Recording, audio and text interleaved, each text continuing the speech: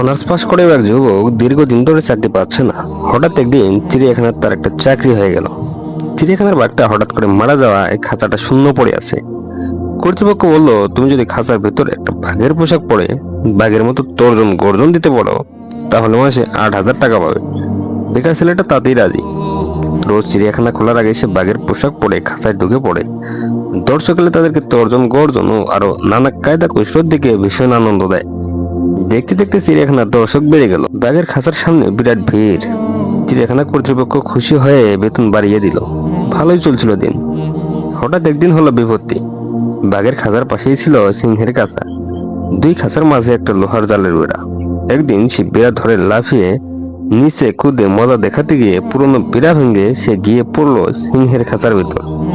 এখন কি হবে? পৈতৃক প্রাণটা বুঝে সিংহের হাতেই গেল। ভয়ে জবথবহ হয়ে